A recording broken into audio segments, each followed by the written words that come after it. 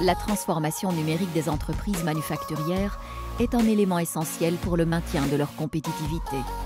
Dans cette vidéo, nous allons nous concentrer sur les enjeux et les opportunités amenées par les technologies et méthodes de travail 4.0 au sein d'une menuiserie.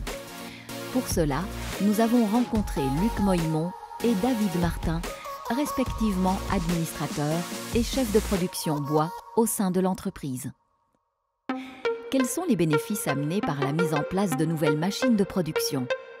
La nouvelle ligne de production ici au PVC a permis d'optimiser les postes de travail. Une machine remplace en fait deux machines auparavant, ce qui a permis aussi de réorganiser la ligne de production. Au poste de travail où on se trouve ici, pour assumer le travail, avant il fallait remplacer les 4 opérateurs. Ces nouveaux investissements permettront de ne plus avoir besoin que d'un seul opérateur pour effectuer le même travail. Les gens qui travaillaient ici à ce poste de travail dans le passé seront en fait réaffectés à d'autres fonctions dans la chaîne de production.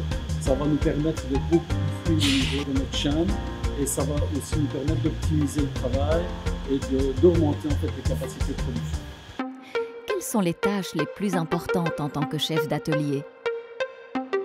Le suivi des commandes, ça c'est le principal. Alors une bonne relation avec le bureau, parce que moi je travaille principalement avec le bureau parce que c'est eux qui me fournissent tout ce dont j'ai besoin à réaliser. Et alors essayer la bonne cohésion entre tous les ouvriers. Les hommes seront toujours indispensables dans l'atelier.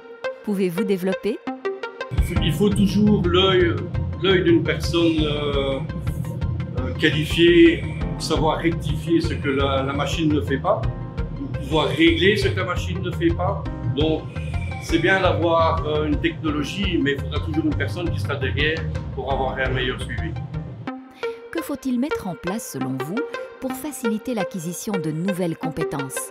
Le plus utile, c'est qu'il faut faire des formations. Il faut pouvoir donner aux ouvriers la possibilité de pouvoir faire des formations, que ce soit sur les commandes numériques ou même sur la nouvelle technologie pour être vraiment apte à pouvoir s'en servir. Si on n'a pas les formations, malheureusement, on n'arrivera pas à suivre. Les formations, on le fait en atelier, on le fait en interne. L'idéal, c'est pouvoir nous donner le temps nécessaire de faire la formation. Ça, mais malheureusement, on n'a pas toujours le temps. Et c'est ça la chance qu'on a, c'est que si on demande une formation à pouvoir être faite, il suffit de le demander et dans la mesure du possible, on fait les formations qu'on demande. Quelles ont été les craintes au sein de votre équipe et comment les apaiser? On se pose aussi la question, est-ce que la machine ne va pas prendre ma place? Ça, c'est un gros problème qu'il faut rassurer les gens et leur dire non, non, les machines ne sont pas là pour vous remplacer, elles sont simplement là pour vous aider. Si l'ouvrier a envie d'être réceptif, il va l'être. Il va suivre le mouvement. 80% du personnel essaye quand même de suivre le mouvement et les autres sont un peu plus réticents. Avez-vous eu l'occasion de contribuer au changement, de donner votre avis?